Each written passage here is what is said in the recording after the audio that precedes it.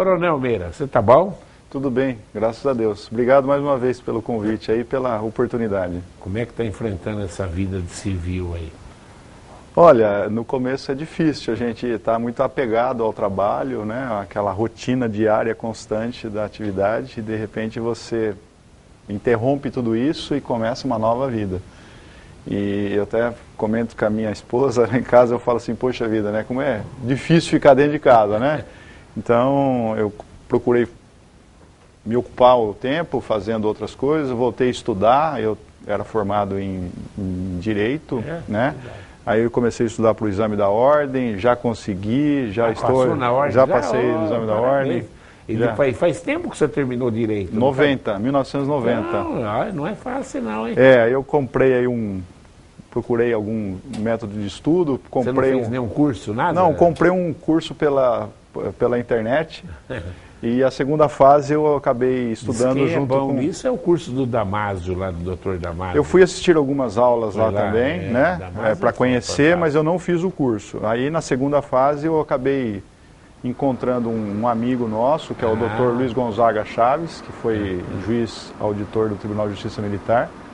Ele era coronel da PM, depois passou num concurso e ele me preparou para a segunda fase. Beleza. E que foi muito interessante. E já passou? E consegui passar. Então, parabéns, agora eu estou aí, estou advogando, Está advogando já? Advogando, me associei a uma empresa aí, prestadora de serviço, Maravilha. em prédios e condomínios, enfim, eu tenho que me ocupar, tenho que trabalhar, né? E agora pretendo me aventurar na política também, entendeu? O motivo da nossa entrevista de hoje. Contribuir aí em alguma coisa. Vamos começar assim. Vamos lá. Qual o motivo que te levou a escolher? A última vez que eu conversei com você estava em dúvida. Tinha um leque de partidos aí que tinha te convidado. Por que você optou pelo Partido Socialista Brasileiro? Olha, eu conversei com várias pessoas de diversos partidos aqui. E os dirigentes, obviamente. E quando eu conversei com a pessoa do Paulo Eduardo, que é o presidente do PSB local, que é o vereador Paulo Eduardo, o médico, eu percebi que ali era o partido que eu tinha uma certa sintonia e afinidade intelectual, uma pessoa fora de série, sabe, ponderado, competente, responsável. Então eu falei, olha, Paulo, eu estou escolhendo, eu estou, na verdade, procurando entender e compreender a postura de alguns partidos aqui.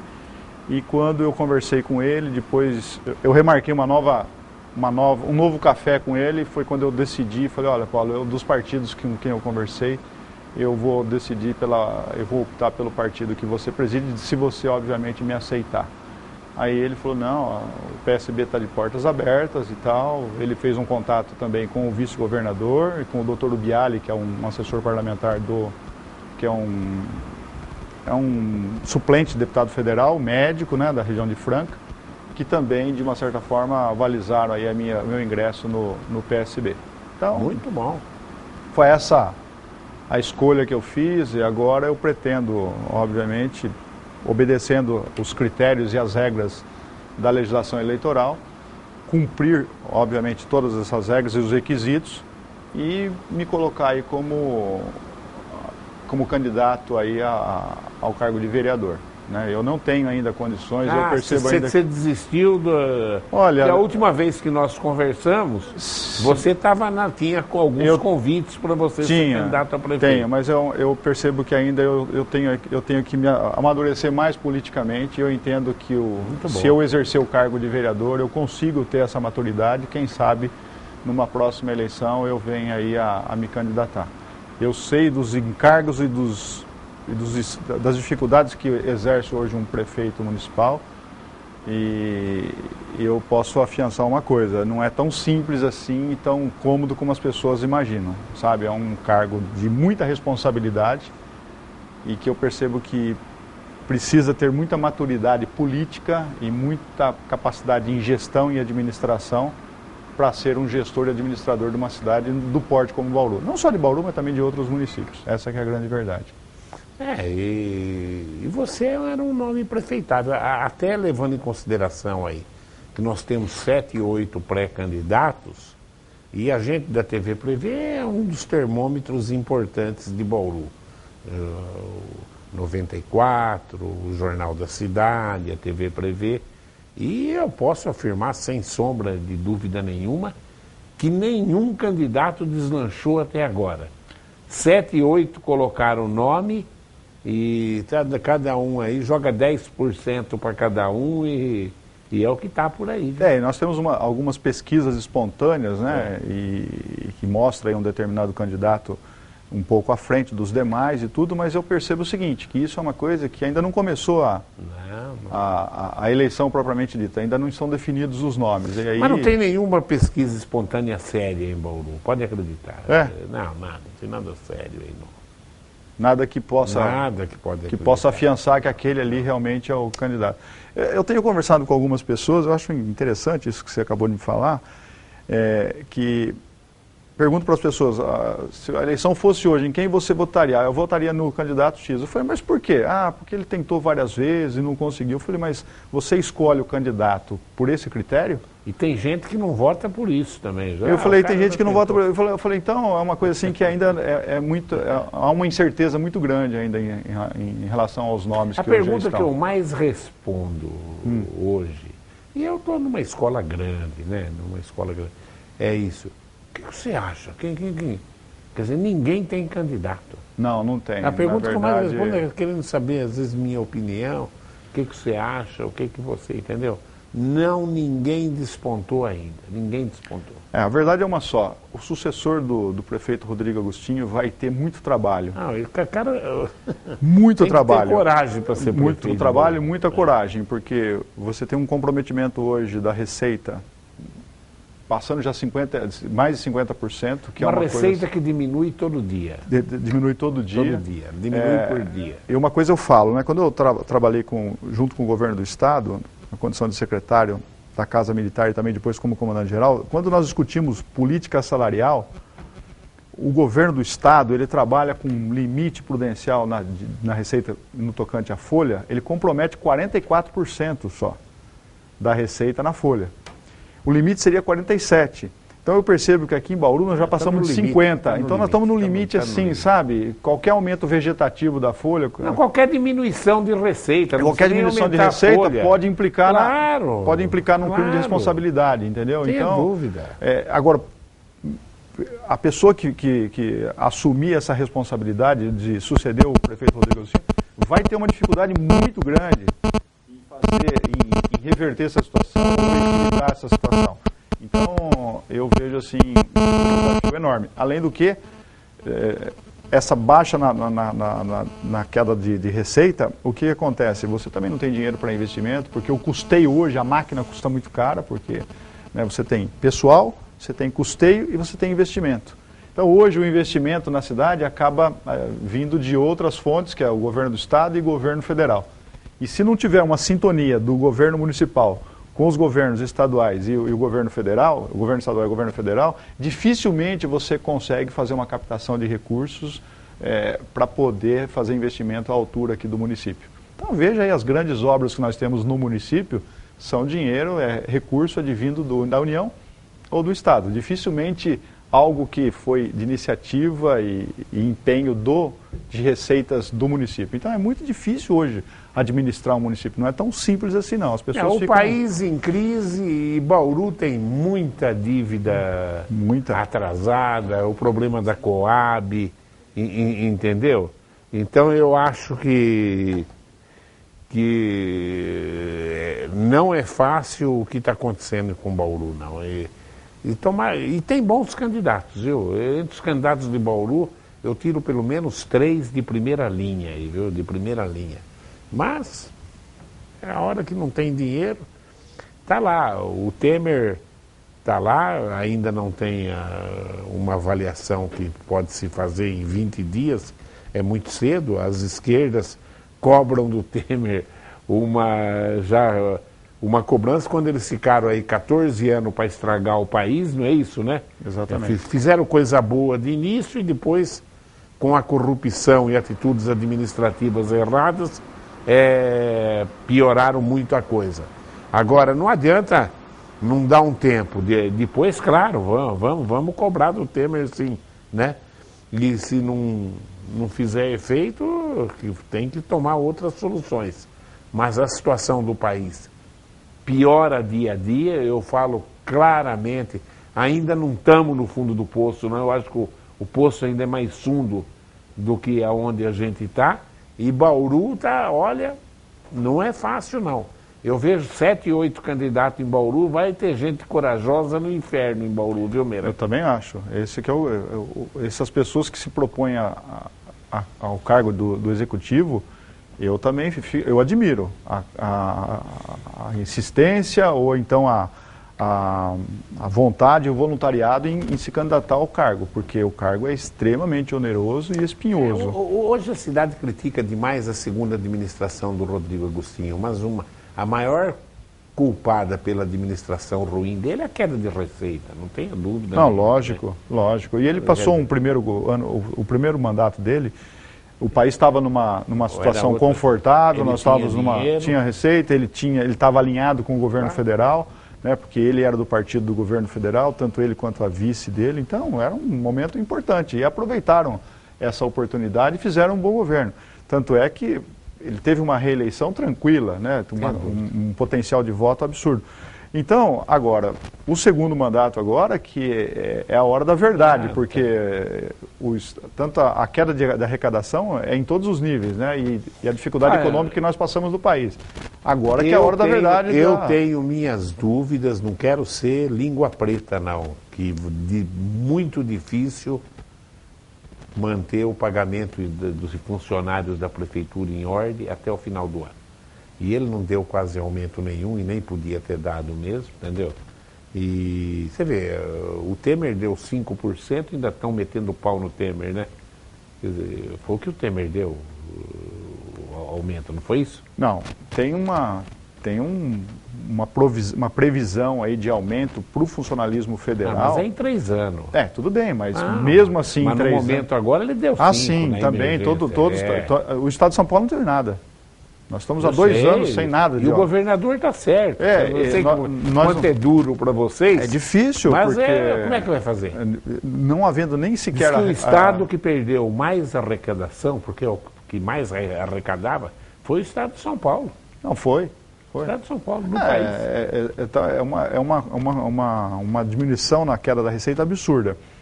E eu falo uma coisa, né? Eu já tenho ouvido conversas de pessoas que estão próximos ao governador, da dificuldade que ele já enfrenta de honrar o compromisso de pagar o 13º. Eu sei disso. Então, eu sei que ele vai, obviamente, buscar outras fontes para poder ter esse recurso e honrar o compromisso com o funcionalismo. Mas tem que ter a fonte. Também, se não tiver fonte, você vai buscar onde? Sim, bom, aí que tá. Aí tem que buscar não, quando acabou a os água inadimplentes aí em tributos estaduais. Essa que é a verdade, né?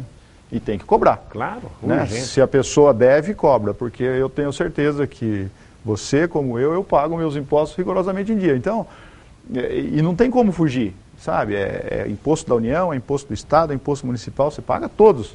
E se cada um fizesse a sua parte, meu amigo, nós não estaríamos enfrentando tanta dificuldade assim. É verdade.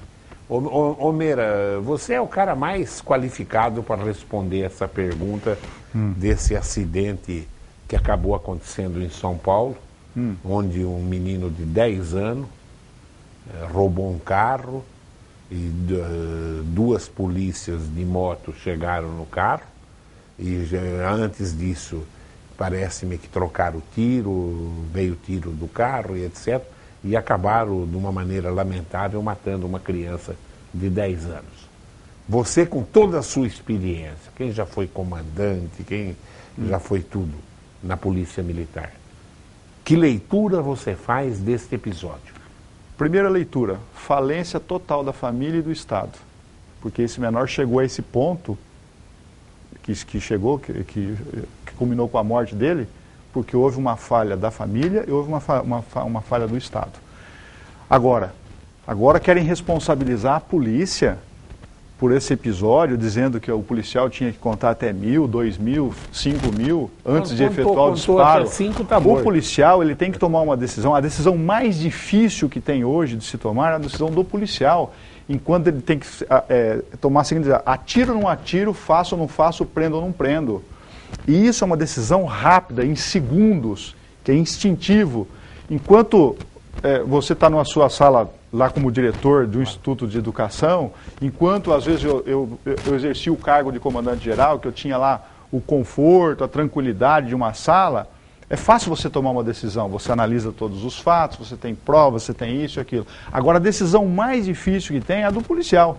Agora, qual é a decisão que ele tomou? Foi acertada? Sim, eu confio e acredito na versão do policial. Vieram tiros do carro. Lógico, e hoje foi publicado um vídeo, ontem, me questionaram, um órgão de imprensa que veiculou o vídeo, me questionou se o vídeo era verdadeiro, se ele era um vídeo que foi realmente postado pelos policiais ou foi gravado pelos policiais que estiveram envolvidos. Eu procurei informações junto à Polícia Militar, me afiançaram que sim, que inclusive o vídeo foi anexado ao inquérito policial. O que dizia esse vídeo? Um relato espontâneo do outro menor que acompanhava o garoto que morreu e que ele falou para o policial o que tinha acontecido.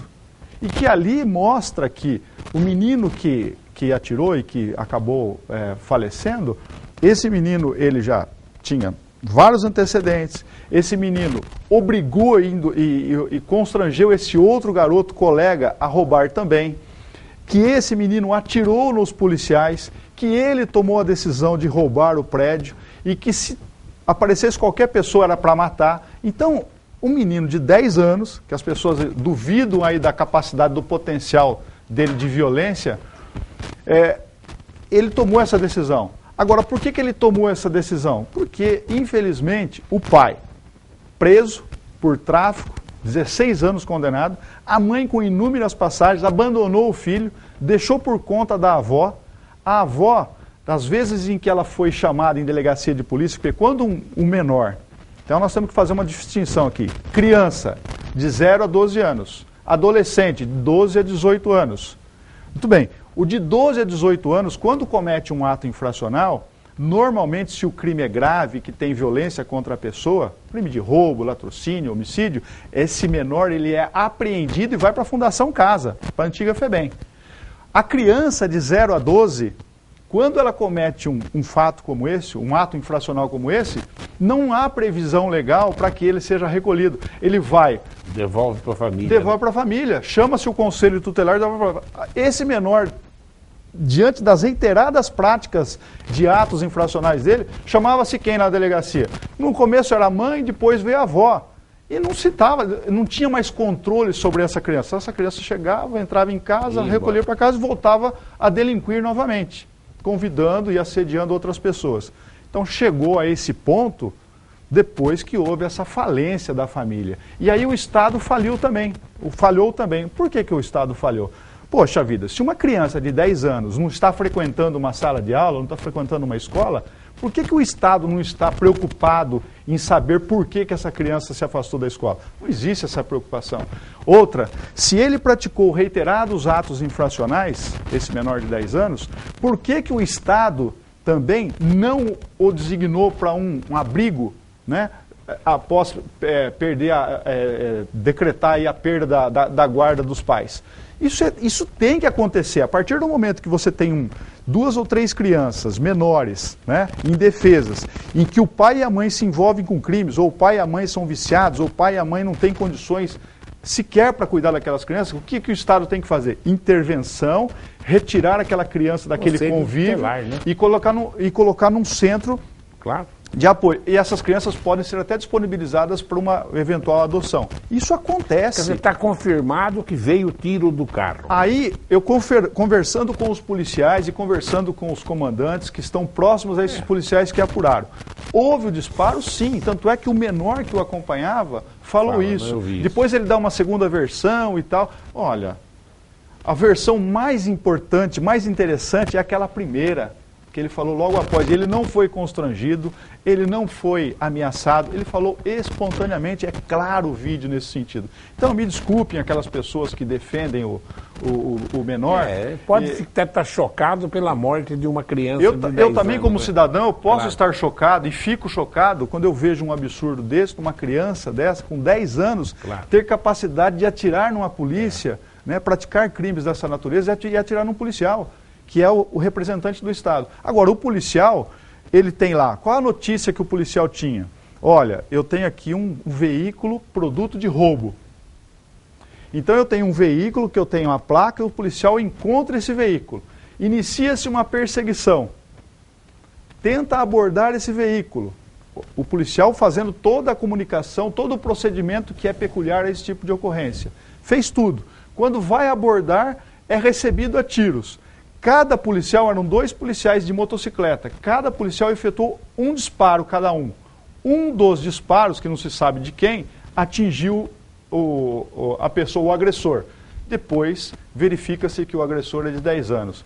Isso é problema da polícia? Não. Como saber isso? Né? Como vou saber isso aí? O veículo, a própria delegada do DHPP, a doutora Elizabeth Sato, afiançou e o veículo estava insufilmado, que impossibilitava visualizar quem estava pilotando, quem estava atirando. Aí vem algumas pessoas e falam, não, o policial tem que contar até 1000, até 2000. Para com isso, não tem que contar. O policial ele está reagindo a uma injusta agressão. E aquela decisão, volto a afirmar, é a decisão mais difícil que tem, porque é uma decisão em fração de segundos. Coisa que não acontece com um médico que vai fazer uma cirurgia, que tem todo um tempo disponível, com um professor que vai elaborar uma prova para aplicar aos seus alunos. Então, todas essas pessoas, um juiz que vai analisar e tomar uma decisão frente a todas aquelas provas que foram colhidas, é diferente. A decisão do policial é uma decisão difícil. E as pessoas precisam reconhecer que o policial militar e o policial civil, o policial federal, seja ele quem for, ninguém sai às ruas para matar ninguém.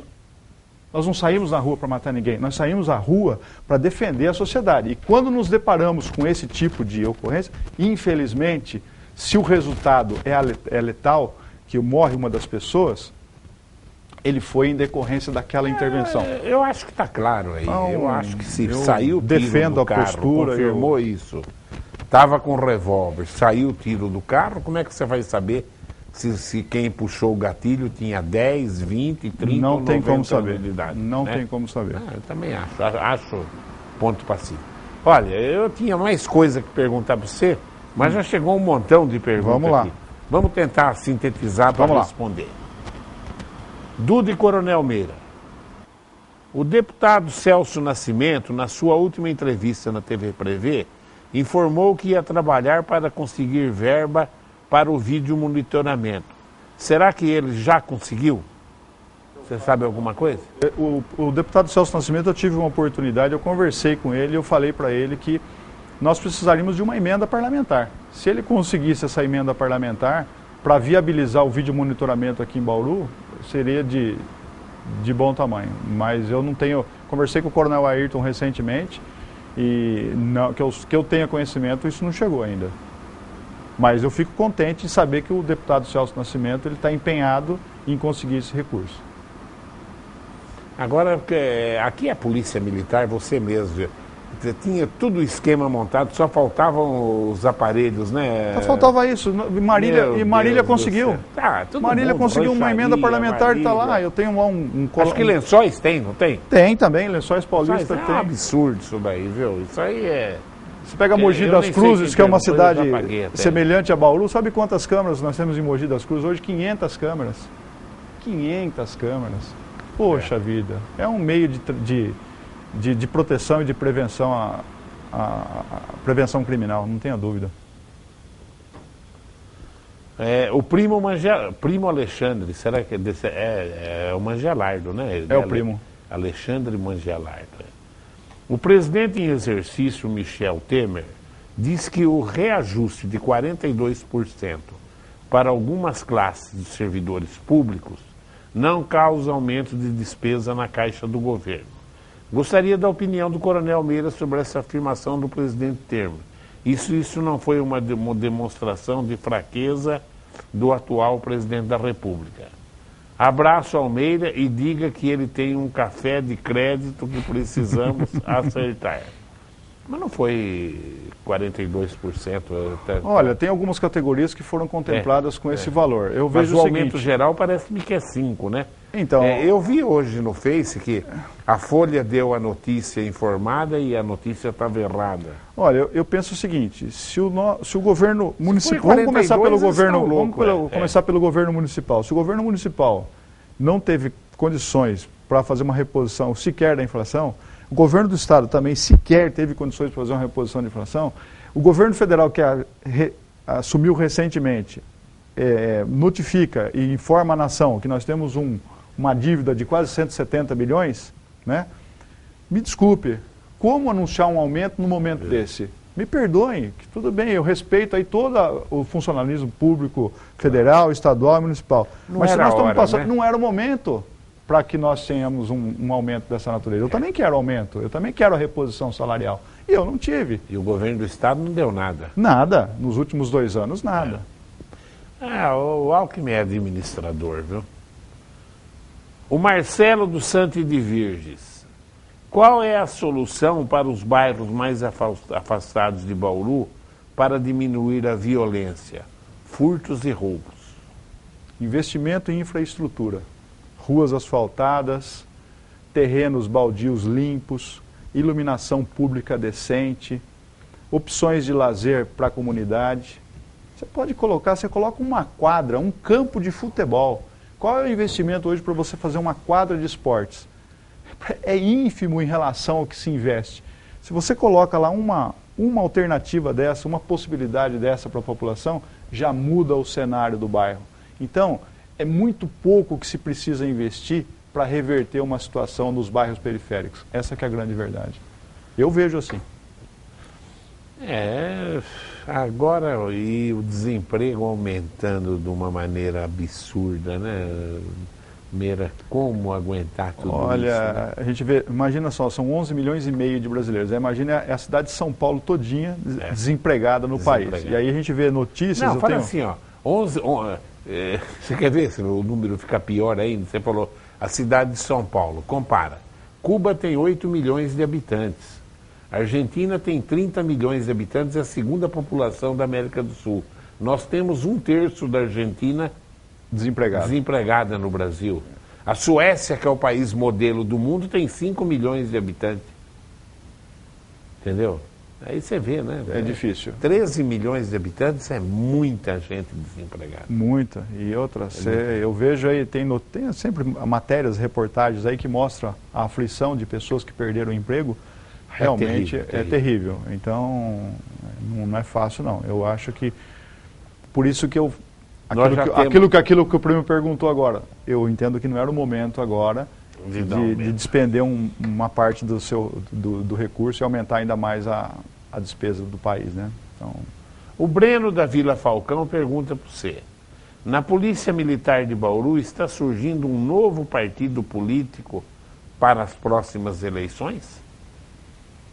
Olha, não é que está surgindo um partido político. O deputado Augusto, que é o nosso representante, um dos nossos representantes na Câmara dos Deputados, é deputado federal pela cidade de Ourinhos, mas que representa os interesses da Polícia Militar, ele idealizou a criação do Partido Militar Brasileiro, né? O Partido Militar Brasileiro ele já está em fase de cumprimento dos requisitos para a criação do partido.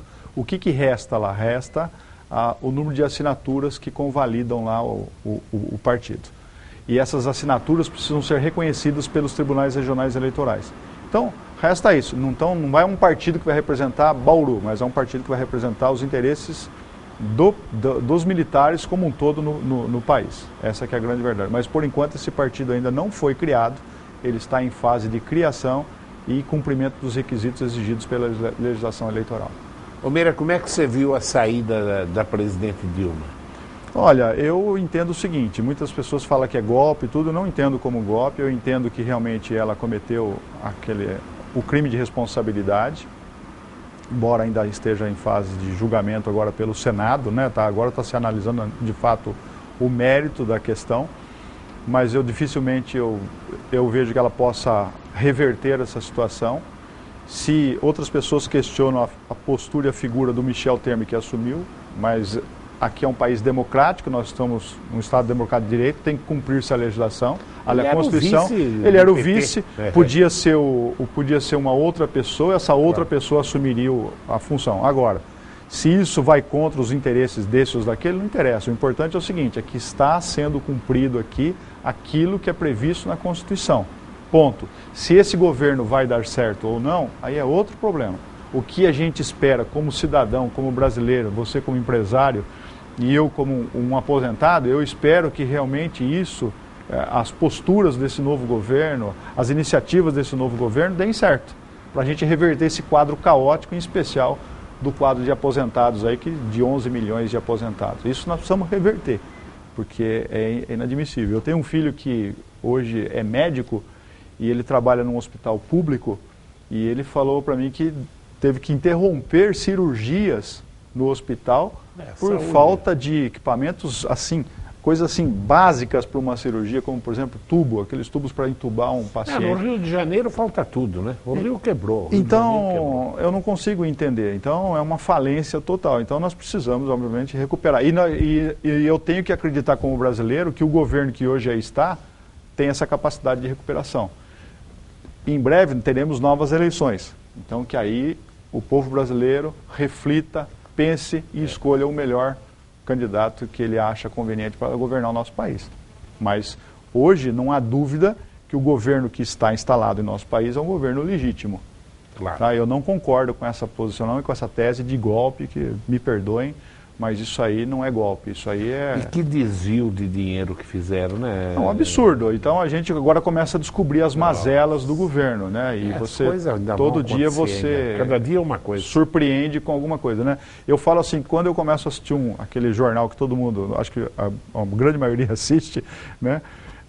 Você vê lá notícias lá, eles se dedicam lá de 30 a 40 minutos do jornal, pelo menos um terço, só para falar de depoimentos disso, mais uma outra, né? Então é difícil você assistir isso. O Pedro Valentim faz uma pergunta semelhante à outra, você responde. Coronel Meira, nesta crise que o país está passando, com quase 12 milhões de desempregados, não dá para aceitar que se crie 14 mil cargos públicos e se dê de aumento ao funcionalismo, que vai ficar em 58 bilhões.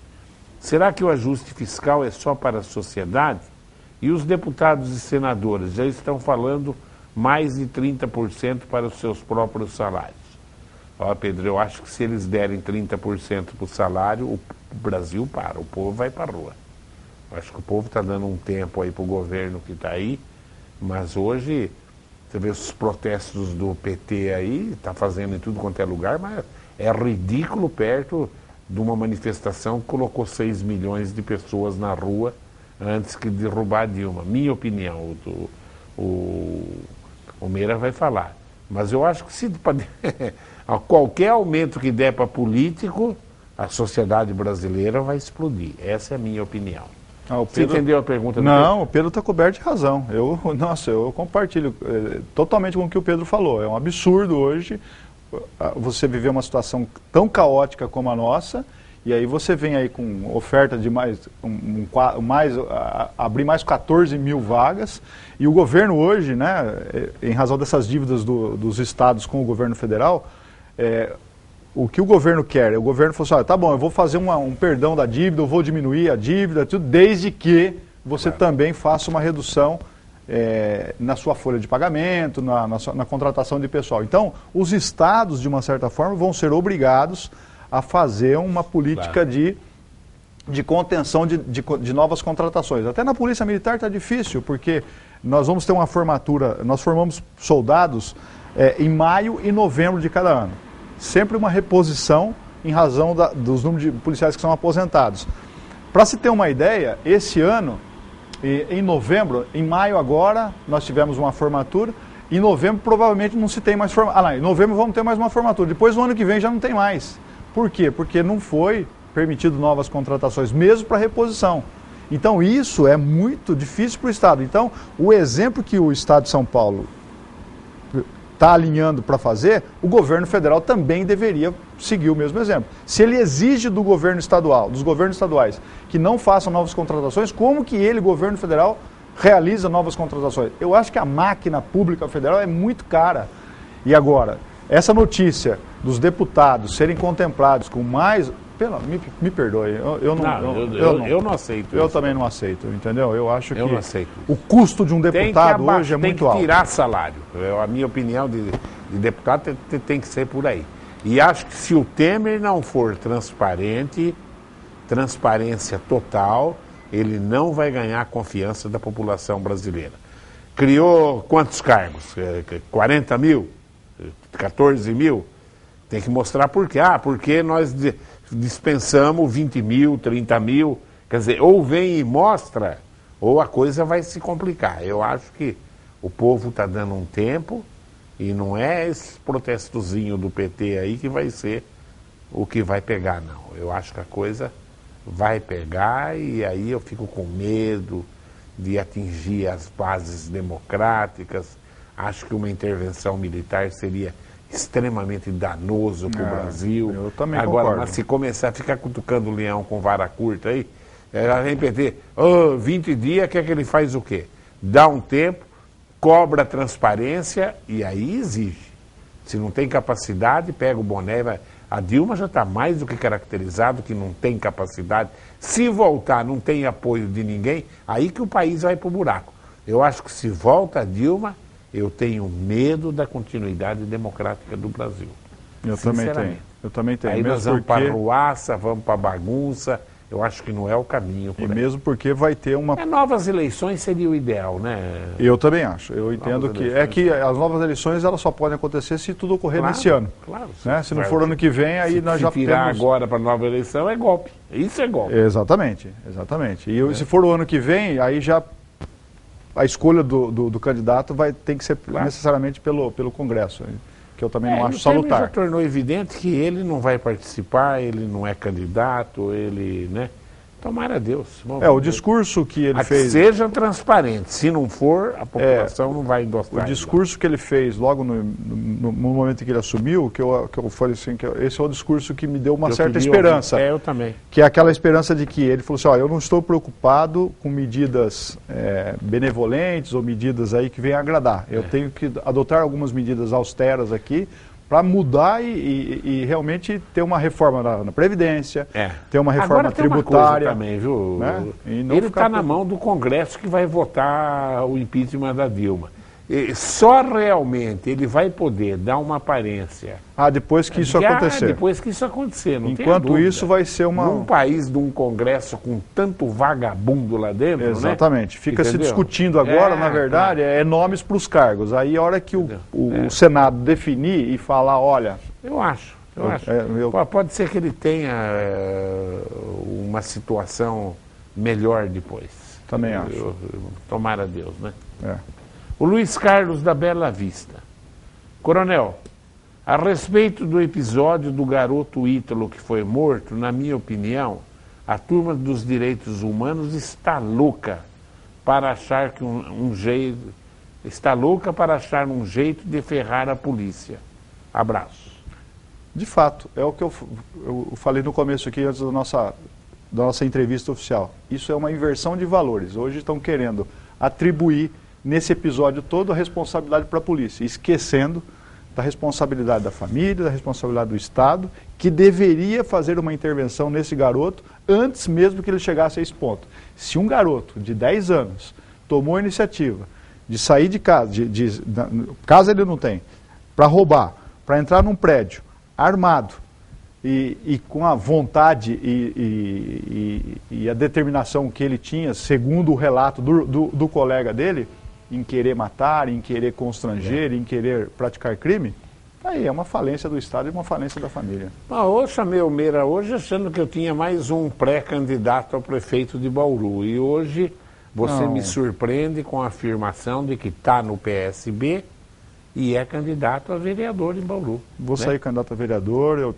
obviamente eu espero que minha pretensão seja concretizada. Eu sei que tenho que gastar muita sola de sapato, como muitas pessoas dizem, com os outros colegas que já foram candidatos e foram eleitos, e eu vou fazer isso, eu me proponho a fazer isso. Eu quero e tenho a intenção de ajudar a minha cidade. Aqui eu vivi, a cidade me acolheu, eu não nasci aqui, mas a cidade aqui me acolheu, eu gosto da cidade, participo intensamente dos problemas da cidade e quero dar minha contribuição. Hoje eu sou uma pessoa que eu consegui me aposentar aqui na minha cidade, minha família vive aqui, embora os meus filhos estejam distantes, mas A minha intenção é de viver... Mas filhos a gente cria para a vida. Exatamente. Pra... Foi isso que minha esposa sempre fala. A gente cria para a vida e um está num lado, outro está no outro. Então, é a vida. Não tem como mudar isso aí, né? A gente tem que...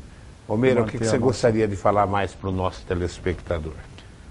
Olha, que a gente não perca a fé e não perca a esperança. Nós temos que ser perseverantes e acreditar que nós moramos e vivemos num país bom para se viver, democrático. Nós temos que manter a democracia. Quando as pessoas falam, nós temos que ter intervenção militar, para com isso. Nós não podemos trabalhar num estado de exceção. Olha, quer queira, quer não. A democracia é o melhor regime. É o melhor. Então nós temos que... Com todos os problemas que a democracia traz, é o melhor regime. E nós temos que nos precaver sempre com gente que dentro do próprio sistema democrático tenta subornar todo mundo para ficar eternamente no poder. Exatamente. Isso que é tristeza. E o que eu gostaria de falar também é o seguinte, as pessoas falam assim, fala em política, não gosto de política. Gente, a política ela é extremamente importante e salutar para a sociedade. São os políticos que definem os valores do nosso combustível, o valor do nosso alimento, o valor do nosso salário, que administram o dinheiro que nós pagamos por meio dos impostos. Então, falar que detesta e odeia política, não tem essa ideia. Nós temos que acreditar que os políticos que hoje estão vão fazer um bom trabalho. Se não fizerem um bom trabalho, o momento de renovar são nas eleições. O que a gente não pode... Só a democracia consegue Só a democracia, exatamente, não tem outra. Então nós temos aí exemplos de países que nós temos aí ditadores que estão no comando do país há muitos anos, a população é extremamente penalizada, cerceada, com seus direitos restringidos. Nós vivemos num país aqui que nós temos liberdade para falar o que a gente bem entende. O que a gente precisa ter aqui é maturidade para poder escolher os bons governantes. E nós temos que escolher as pessoas não pela melhor propaganda política, mas pelo conteúdo daquilo que as pessoas expõem quando vão apresentar seus planos de governo. Meira, obrigado pela presença. Obrigado, professor. Mais uma vez, hein? Muito obrigado pela oportunidade. Eu tenho a impressão que você vai ganhar para vereador. Que bom, que Deus o ouça. A minha sensibilidade, realmente, você é um cara... Muito obrigado. Tem muitos admiradores em Bauru. É claro que os cargos que você exerceu, não tem como não ter torcida contra, né? Não, isso tem. Isso tem. Isso faz parte da democracia também. Mas eu acho que você tem todas as possibilidades de se eleger vereador. Muito obrigado. Eu agradeço a sua audiência e continue aí ligado nos horários alternativos da TV Prevê.